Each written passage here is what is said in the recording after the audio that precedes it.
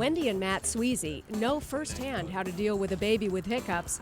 Their 6-month-old son Wyatt has had hiccups off and on since well before he was born. When we came home from the hospital, it seemed he would have the hiccups on a daily basis. And sometimes 10, 15 minutes, other times we saw him hiccup from one feeding to the next feeding. Even though hiccups are not dangerous to an infant, they can still be upsetting, more so for the parents than the baby. It made me feel very uncomfortable when Wyatt would get hiccups. There was nothing that I could do but just sit there and watch his little tiny body shake. And it was very disturbing for me. I would sit up for hours and watch him while he slept with hiccups. Because, you know, as a new mother, I didn't know if he could choke or something because he got them quite frequently. The question is, are they dangerous? And the answer is no. Are they annoying? Yes. Are they frightening? Generally no, unless they lead to the baby spitting up or throwing up, and then it becomes somewhat annoying rather than anything that is dangerous. In adults and children alike, hiccups are caused by frequent involuntary contractions of the diaphragm muscle that sits below the lungs. What causes these contractions? Nobody's really sure, but there are a whole host of theories, including eating too much, too fast, drinking carbonated beverages, swallowing air, being startled, feeling stressed, and even falling ill. If your baby is bottle fed, you should also check the nipple on your bottle. A baby may swallow too much air and hiccup if the hole in the nipple is the wrong size. When you turn the bottle upside down, you should get a drip, drip, drip of formula that gradually stops.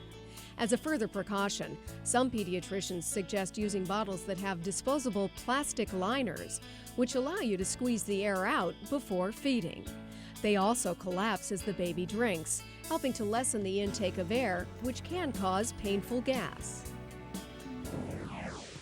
Practicing good burping techniques can also help infants who get hiccups frequently. The first and most common way to burp a baby is by holding him upright with his head on your shoulder. While supporting his head and back with one hand, you gently pat his back with the other. A second technique is to sit the baby on your lap, supporting his chest and head with one hand while patting his back with the other. A third technique is to lay the baby on his stomach on your lap. While supporting his head so it's slightly higher than his chest, you gently pat or rotate your hand on his back. Regardless of which technique you're using, always make sure to burp your infant after every meal, even if it takes a while to get the air up. It may be time-consuming and a bit frustrating, but it will help prevent hiccups and lessen the chance of your baby spitting up. I do burp Wyatt after every meal, and I am religious about keeping him up for 20 minutes because he was a spitter when he was a newborn, and the doctor recommended that we keep him up for 20 minutes after each feeding. And even though he's a little bit older, I still do that.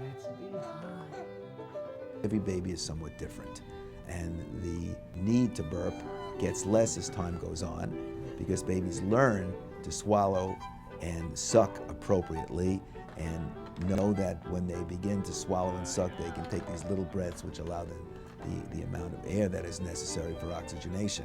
And that changes as babies go on. And that is why what is present at age 10 days is not going to be the same that's at 3 or 4 weeks of age. Even baby Wyatt is starting to come around. Now that Wyatt is a little over 6 months, I have found that the hiccups have reduced a lot. As babies grow and change, so will their eating habits. When they're introduced to solid foods, for instance, most children will begin experiencing fewer and fewer bouts of hiccuping.